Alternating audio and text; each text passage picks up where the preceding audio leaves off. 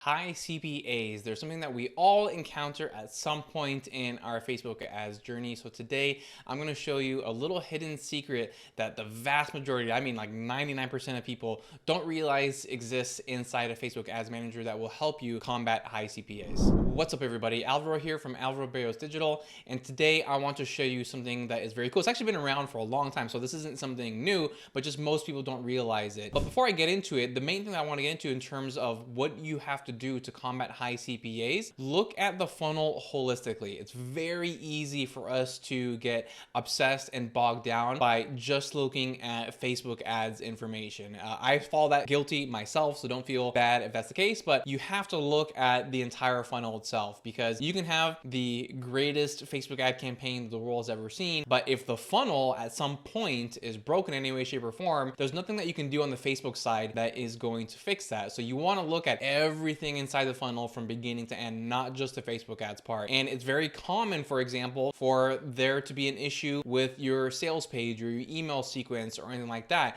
There might not be anything wrong, but if you're just really obsessed with just looking at the ad side of things, you might, bang your head into a wall because you just can't lower your CPAs. So the thing that inside of Facebook Ads Manager that helps you look at this information are custom metrics. So as you are already aware, I would imagine, obviously there's tons and tons of metrics, very valuable ones that exist inside of Facebook Ads Manager, but there's also some that don't, some that actually are very important, such as the conversion rate. So if you are running ads to either a free lead magnet or free opt-in or a paid product, you have to calculate conversion rate manually. There is no conversion rate metric inside of Facebook Ads Manager. And so that can be a little bit frustrating, and it can also just make you forget about that metric, because again, we're just like so focused and intent on looking at what we can see inside of Ads Manager that something as simple as the conversion rate of your sales page or landing page, you can end up forgetting that. But through custom metrics, you can actually create the conversion rate metric yourself and a slew of other metrics that are very important. So when you create these metrics, I'm going to show you some of the ones that I recommend. It's going to help you see all of the micro steps in the funnel. So not just what you see on the ad side, but what happens after the click as well. And then this will help you identify any leaks inside of your funnel and where you need to make those fixes. So without further ado,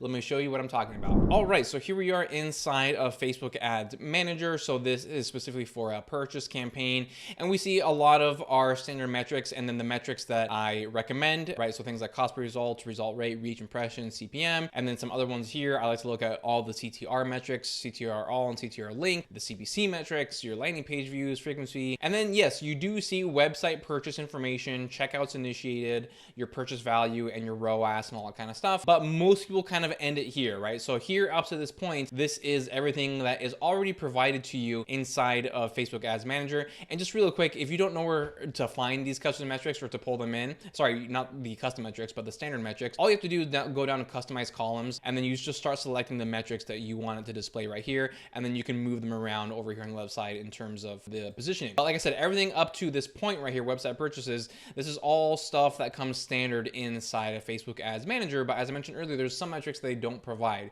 So you can create those metrics, and I have done that right here. So here we see different custom metrics that I have created. So LPV to IC, that's landing page views to initiate checkout to purchase, and then the landing page conversion rate. So let me break these down a little bit more in terms of what I mean right here. So here, I'm trying to figure out that out of everyone who makes it to the page, how many of them or what percentage of them are making it to the checkout page. So that's the LPV to initiate checkout here. So we can see here that across the board, it's about 5% on average for all. So out of let's see, how many landing page views? So out of 71,000 people that made it to the landing page view in this time period, about 5% of them are going to initiate checkout. And then here I have initiate checkout to. So here is calculating, okay, out of everyone who initiated a checkout, how many of them actually completed a purchase? And as you can see here, this is actually very high. It's, probably 50% or higher on average when I take into account each and every single one. And then lastly, I just have the overall landing page conversion rate. So this is what you think of when, you just hear the term conversion rate. So out of everyone who made it to the landing page, and then calculate from everyone who bought, what is the ultimate conversion rate of the page? And as you can see here, it's usually here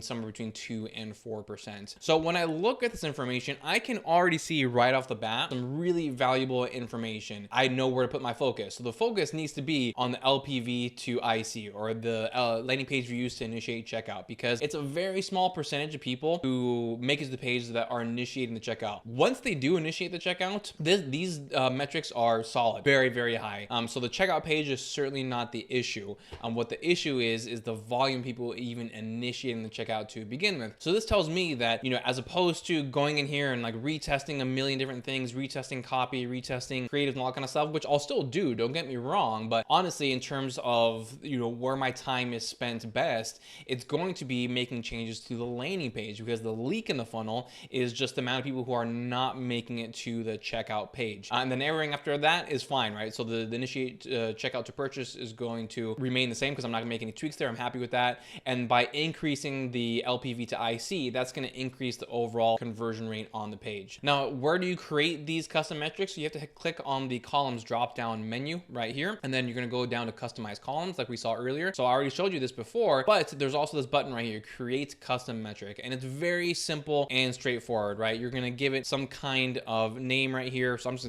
gonna label this test conversion rate of a free lead magnet. So the way I would calculate that would be lead, right? I type that in, I see leads right there, and then I'm gonna hit the divide button, and then I'm gonna type in landing page views, and then there we go. I can go ahead and create this metric. Or if you wanna see how I create some of the other ones, I'm not gonna actually create these because it'll just duplicate the number of metrics I have in here. But for example, the landing page views to initiate checkout, once again, right, all I do there is a checkout metric, checkouts initiated, and I divide that by the landing page views, and then I would create this metric, so on and so forth. So it is very important that you give it a very obvious and very descriptive name, because if not, you're gonna have a real tough time figuring out what it is. And then over here, you can change the format, right? So it can be numeric, it can be percentage, or it can be some kind of currency. So there's a lot of freedom and flexibility with these custom metrics that are going to give you so much insight and make it really easier for you to determine, okay, what is actually going on with this funnel? Is it something with the ads, or is it something with something that happens after the click? And your attention will be much more focused, and you'll get those CPAs down much sooner. So one thing to also keep in mind when you're creating these custom metrics and analyzing them is that, as we know by now, because of privacy laws, the data inside of Facebook Ads Manager is not going to be 100% accurate. So a couple things to keep in mind: make sure you have your conversions API set up. That is going to improve the quality of the data that you see inside of Facebook Ads Manager. But even when that is set up, the data is still not going to be perfect. So really, the way you want to look at this is kind of just overall trends and suggestions, right? So we saw there that the overall landing page conversion rate is 2 to 4%. Maybe it's a little bit higher, maybe it's even a little bit lower, but I know it's in the range, right? So for example, it's not, that doesn't mean for sure, I can say with great confidence that it's not 10%, right? It would never be that far off. Maybe at best it might be 5 or 6%, but I know that it's going to be in the ballpark. So my ultimate point here is that don't take the numbers that you see as gospel, because they're going to be incomplete, but they are still going to help you make you very informed decisions. All right, so that's all I have on custom metrics. I really hope you implement this. This is honestly one of my favorite tools inside of Facebook Ads Manager, because you can really make the interface so much more useful. If you have any questions about custom metrics or any other video topics that you would like for me to cover, just let me know in the comments below. Thank you so much for tuning in, and I will see you next time.